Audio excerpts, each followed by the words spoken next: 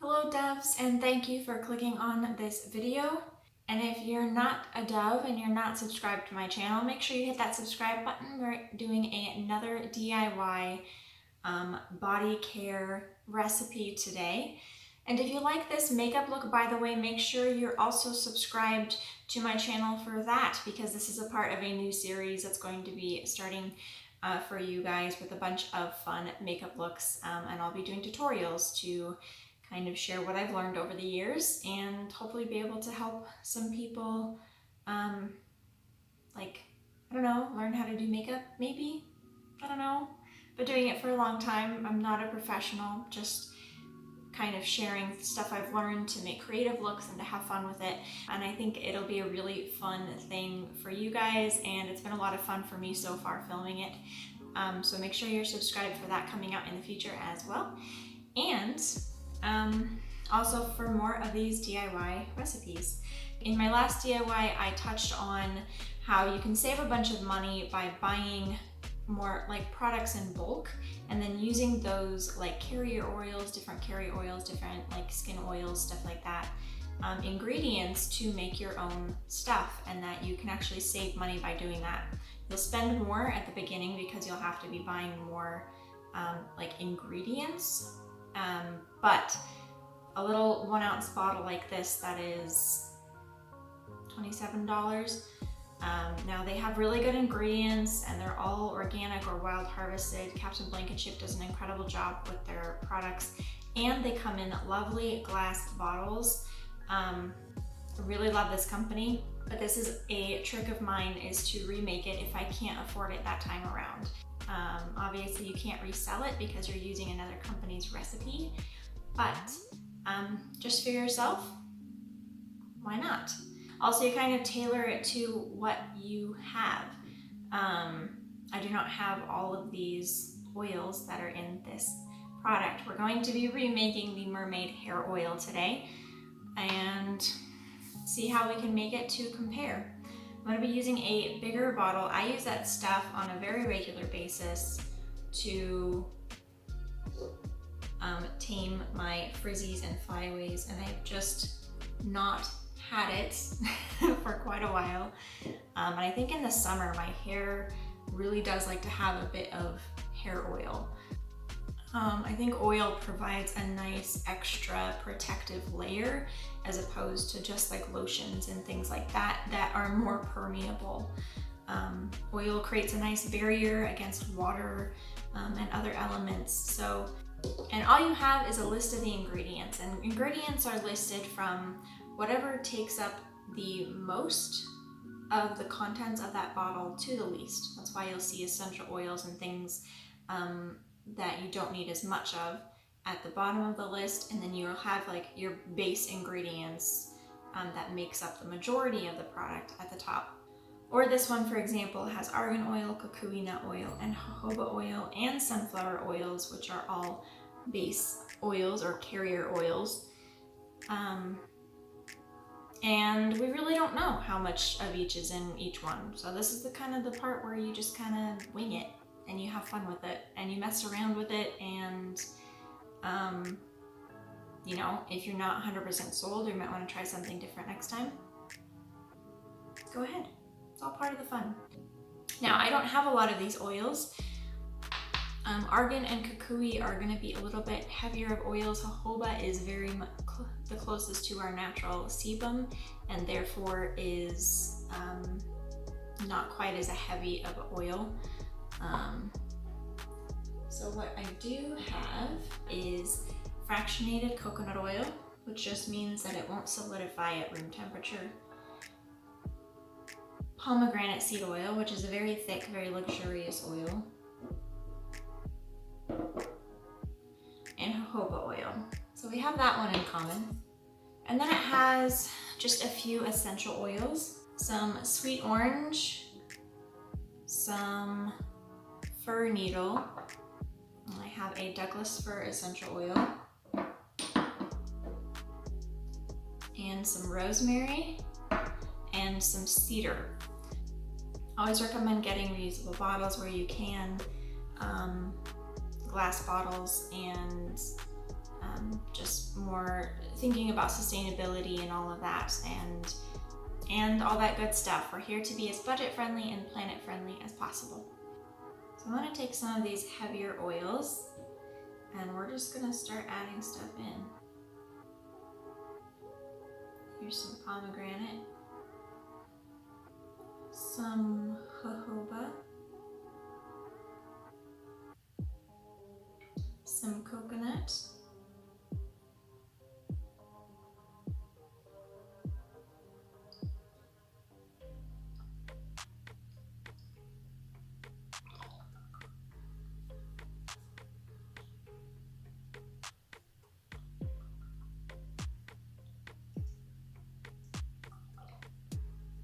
it's really interesting to see these different viscosities.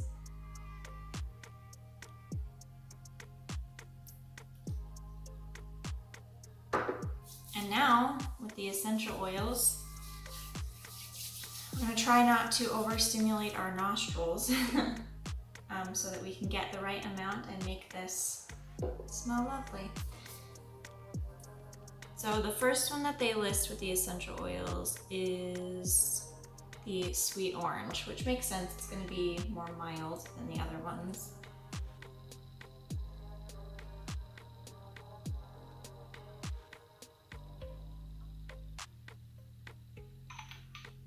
The next one listed is the fir needle. This one's gonna be pretty thick. Okay, not as thick as I thought.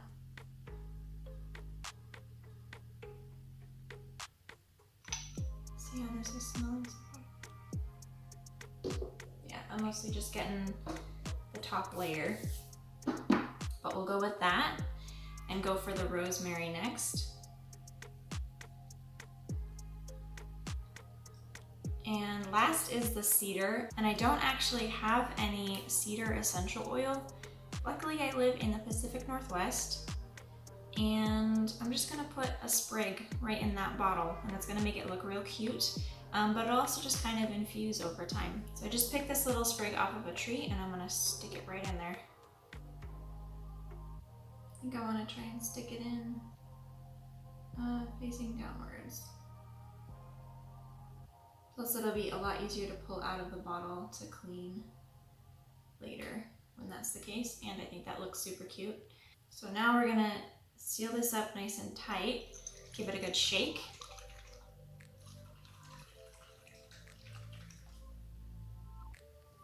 Till it's all mixed. Then we're just gonna see what it smells like to see if that essential oil mixture came out okay.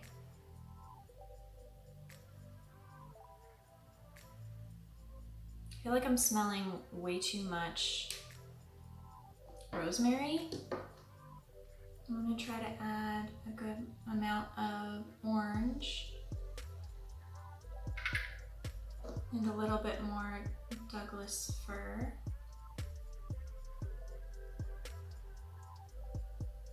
And I hope that that came out okay because we are filled to the top here.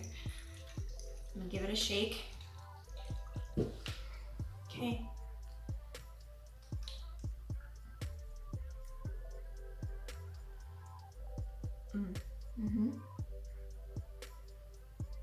I think next time I'll note that I need far less rosemary, which means that the little sprig of cedar is probably going to be just perfect because it's rosemary and then cedar wood. So it's probably mostly sweet orange with like a little hint of fir needle. I think I got the smell about right now, except there's just a tiny bit hint of too much rosemary still. Rosemary's pretty strong and I kind of forgot that. But other than that, we now have this adorable hair oil. Now the question will be, you'll see these curls on this side are pretty defined. This one is a little bit more fluffy. We'll see how it tames my flyaways here, and then also if it can give a little more definition to my curls on this side. So I'll just do, it seems like a really nice viscosity as well. I'm just gonna rub this into my hands and then over my hair. It does seem to be taming the frizziness really well. And it's not too heavy, doesn't make it look greasy. I think that looks really nice actually. And we'll see if we can get these. I put a couple more drops on my fingertips. We're just gonna see if we can smooth out the frizziness up here. Okay, I think that actually kind of killed it. I think that worked really well. So there you have it. There's your remade hair oil. Again, this recipe is a bit different from theirs. I really like the essential oils they use in it. It's very earthy and woody, but like not in the overpowering type of way, because it's got that really nice citrus base that's really refreshing to it. So there it is. There is your super cute, I mean, this aesthetic, guys. Kind of witchy apothecary aesthetic, but there's your hair oil.